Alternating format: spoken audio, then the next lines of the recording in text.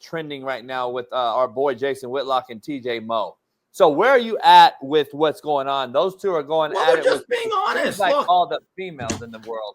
Well, most of the females in the comments are like, yeah, we don't want to hear that either. And then guys like Torrey Smith, that simp. Oh, they could cook you in football. Hey, Torrey, you're a good pro. TJ Moe played Division I football at a Power 5 conference, had a 1,000-yard season. He was actually good enough to get in the NFL camp. Tell me where these women would be able to explain what's a cover 2 beater, man 3 counter, man beater. You really don't think he can run routes better than any of these women? Really? You don't think he could actually explain how to break a press, how you sit down in the zone on a mesh route? Really? And this is a great conversation to have because Smitty loves women's analogies.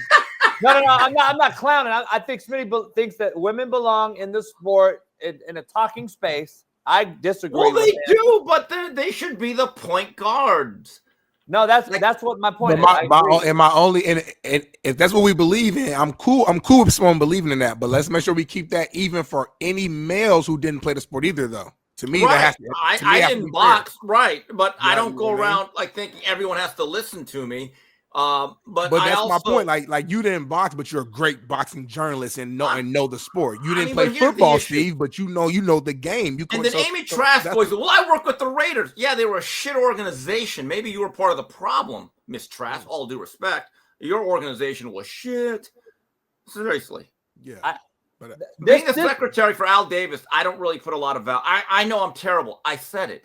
It's the truth. No, I ain't saying you terrible. I'm just saying that's always my pushback. Is like, okay, cool. Like, are we saying women can't talk about it just because they have a vagina and breasts, or are we saying they can't talk about it because they didn't play?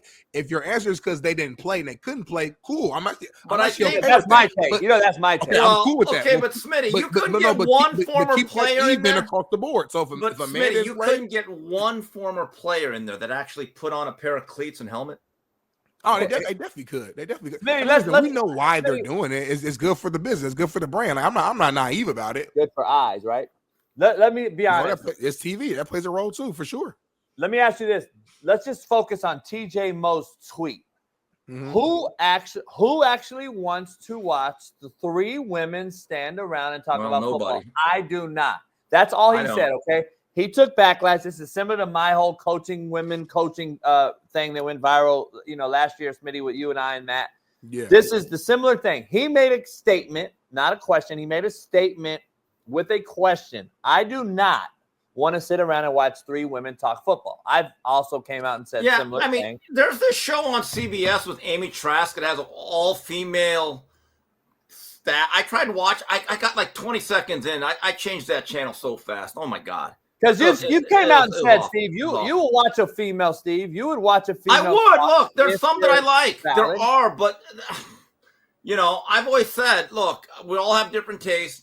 I think a lot of people are afraid to say what TJ did. I give TJ credit, man. He's based. Oh, my God. But again, when people say, like Torrey Smith, they cook you.